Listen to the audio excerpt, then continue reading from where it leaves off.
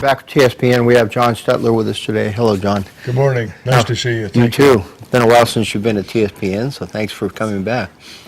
You have the court-appointed volunteer program that, now as I remember right, you're the one that leads this program. I'm the one that's feet on the ground. Okay. Let's put it that way.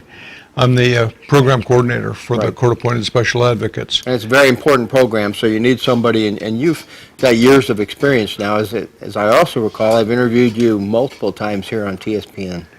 You've been very good to us about getting the word out and helping us recruit volunteers and let the community know what this program is doing for them behind the scenes. How long have you been the lead coordinator?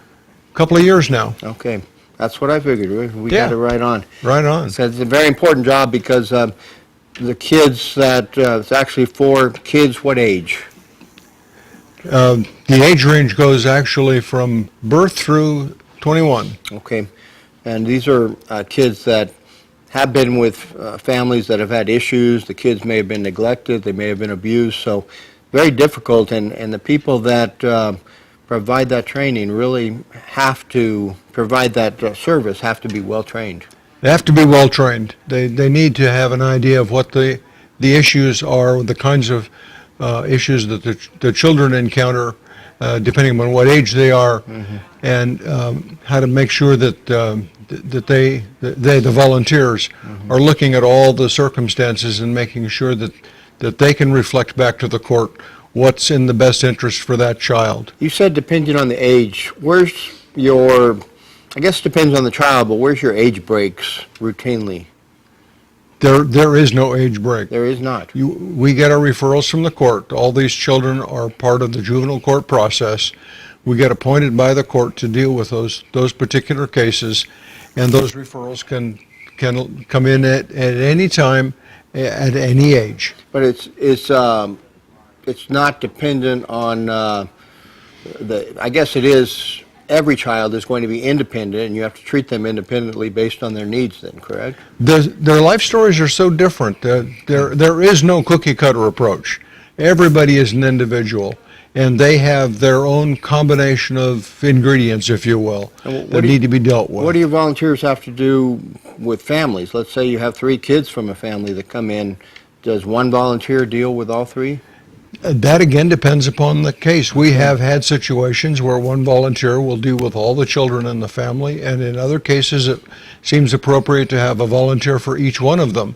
Okay. And then they have to coordinate to make sure that every child feels like they're being treated importantly and being treated equally, and fairness becomes an issue with kids, and you don't want to increase the possibility that they're feeling left out, that they're the odd duck. I told you we just had a wedding in my family. My brother-in-law poured concrete and had 4 of the kids put their hand and footprints in.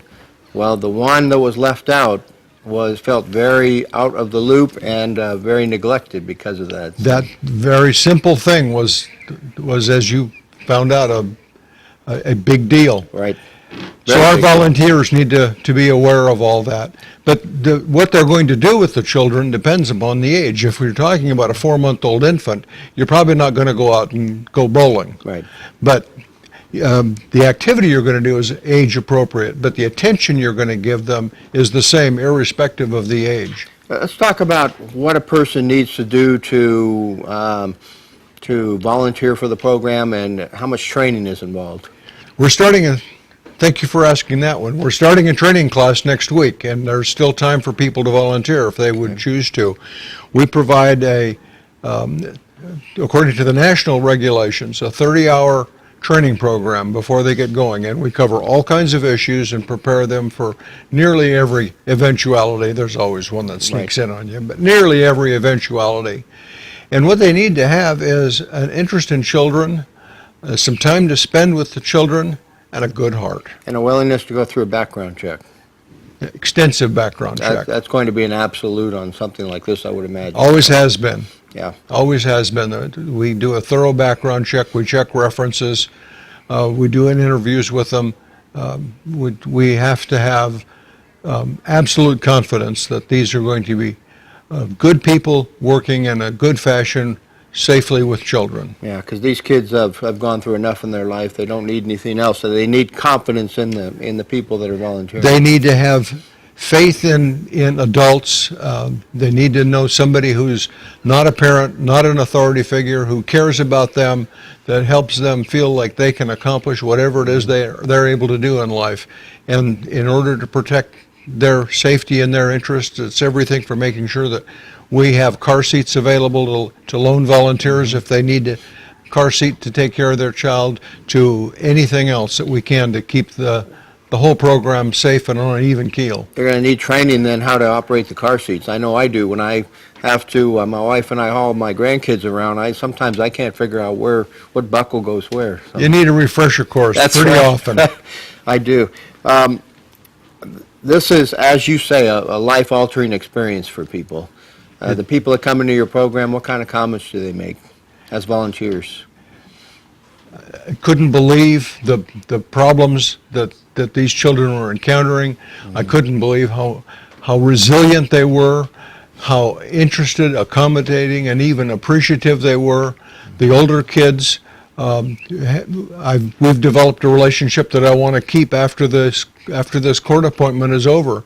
We want to remain friends. This is an important relationship.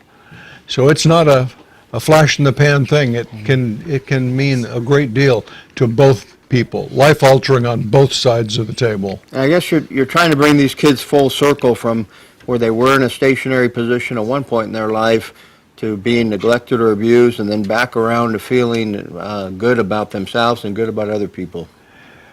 If you will, pick them up, dust them off, pump them up, and make them able to leap bigger bounds as life obstacles present themselves. Very important. What is the phone number for people that want to get in touch so they can volunteer? You call the ATCA office, 223-1485. The front desk will steer you to the CASA program. If you remember it, it's extension 264, but the ATCA office, main number, 223-1485.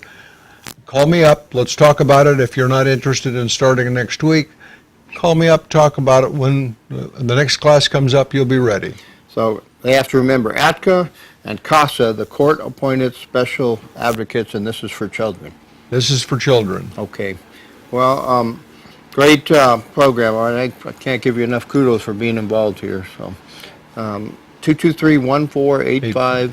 Extension 264. All right. John, thank you very much. Thank you very much for being here. Good to see you again. All right, you too. All right. And we're going to go over to Monique and talk about banking.